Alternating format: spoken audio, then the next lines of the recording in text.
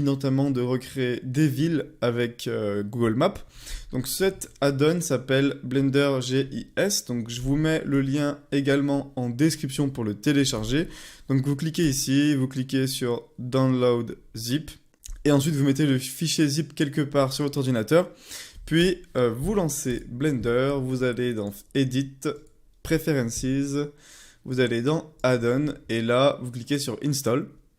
Et vous allez ensuite cliquer sur votre fichier zip sur votre ordinateur. Et ensuite, vous aurez juste à cocher la petite case sur Blender GIS juste ici. Alors, il y a une petite chose à faire juste avant pour que le plugin fonctionne. Vous tapez ici Blender GIS. Vous allez sur le plugin en cliquant sur la petite flèche. Et là, vous devez renseigner un dossier où vous allez stocker le cache, les fichiers temporaires, etc. Donc, mettez un dossier en cliquant ici. Et une fois que c'est fait, on va pouvoir démarrer. Donc ce que je vais faire, c'est que je vais aller sur GIS, Web Geodata, Base Map et cliquer sur OK. Donc là, il y a la carte du monde qui va charger. Ce que je vais pouvoir faire, c'est que je vais pouvoir zoomer et choisir des montagnes en particulier. Donc moi, je vais aller du coup dans les Alpes. Donc il faut attendre que ça charge. Hop. Donc ensuite, vous choisissez un endroit précis. Donc moi, par exemple, je vais me mettre par ici. Ça m'a l'air pas mal. Je vais zoomer un petit peu. Je pense qu'on va se mettre... Comme ça, c'est un peu trop grand. On va se mettre comme ça. Ensuite, on appuie sur la touche E. Donc ça me permet de mettre la texture sur un plan comme ça. Et ensuite, ce que je vais faire, c'est que je vais aller sur GIS, Web Geodata et cliquer sur Get SRTM. Donc là, ça va charger, il faut attendre un petit peu. Ça va récupérer en fait les données de Google Earth qui vont par exemple dire ici c'est une montagne, ici ça descend plus bas.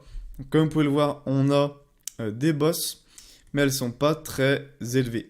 Alors ce qu'on peut faire, c'est aller ici, aller ici dans Strength et augmenter cette valeur pour augmenter l'accentuation de nos montagnes. Donc là, c'est un petit peu trop fort. Moi, ce que je vais faire, c'est que donc de base, c'est sur 1. Je vais l'augmenter à peu près comme ça. Voilà. Donc ensuite, on va rendre le truc un petit peu plus sympa. Donc on va créer des bords sur les côtés. Donc pour faire ça, super simple. Déjà, vous allez cliquer sur Apply ici, puis Apply ici. Vous allez passer en Edit Mode, vous allez faire Alt, clic gauche sur entre deux points pour sélectionner toute la ligne et vous laissez appuyer sur Shift, Alt, clic gauche, Shift, Alt, clic gauche et Shift, Alt, clic gauche. Voilà, une fois que vous avez sélectionné tous les contours, je vais appuyer sur la touche 1 pour me mettre sur le côté. Alors, est-ce que j'ai bien sélectionné ce côté? Ouais. J'appuie sur 1, j'appuie sur E. Et j'appuie sur Z pour descendre les points sur l'axe Z. On va se mettre à peu près comme ça. Et ensuite, on va faire SZ0. Et je vais appuyer sur Entrée. Donc là, ça a mis tous les points au même niveau. Voilà. Ensuite, on va repasser en objet mode. Et voilà ce qu'on a obtenu. Donc on va améliorer un petit peu tout ça, notamment la découpe ici. Donc je vais aller dans l'onglet matériaux, créer un nouveau matériau. Donc je vais le mettre couleur un peu terre. On pourrait mettre une texture pour que ça soit un peu plus sympa, si on veut, mais là je vais juste mettre une couleur. Et je vais appuyer sur Edit Mode, sélectionner tous les bords. Donc pour ça, je mets sélection par face. Je fais Alt, clic gauche, et ça va sélectionner toutes les faces. Je clique sur le matériau et je fais Assign. Et là, si je passe en mode rendu en cliquant ici, ou en mode matériau, voilà ce qu'on a.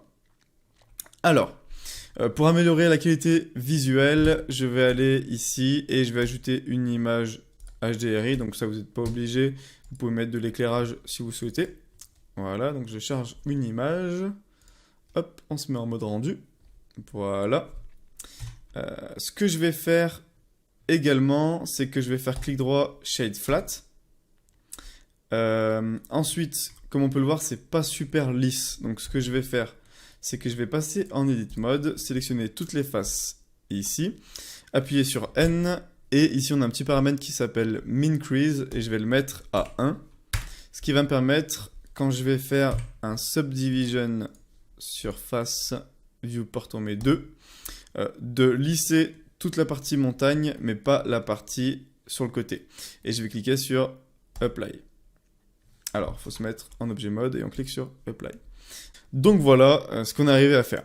Alors, bien sûr, on peut améliorer le matériau parce que là, il est brillant, c'est pas super beau. Donc, vous pouvez par exemple aller ici sur le matériau qui s'appelle Rust Matte et aller par exemple ici augmenter le roughness. Voilà. Pour avoir quelque chose d'un tout petit peu plus sympa. Également, vous pouvez aller dans les options de rendu et dans Color Management, vous allez pouvoir cliquer sur Look et aller mettre Medium Height Contrast. Ça va augmenter légèrement le contraste, c'est un petit peu plus sympa.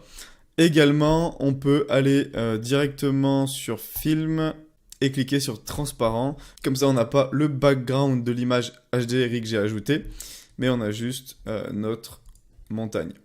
Donc voilà, j'espère que cette vidéo vous aura plu. J'espère que vous êtes arrivés au résultat final. Donc n'hésitez pas à mettre un like si vous avez aimé cette vidéo. Ça m'aide énormément pour faire grandir cette chaîne YouTube.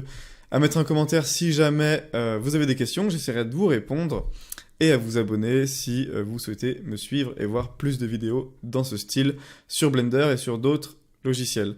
Donc voilà, je vous dis à bientôt pour une prochaine vidéo. Ciao tout le monde!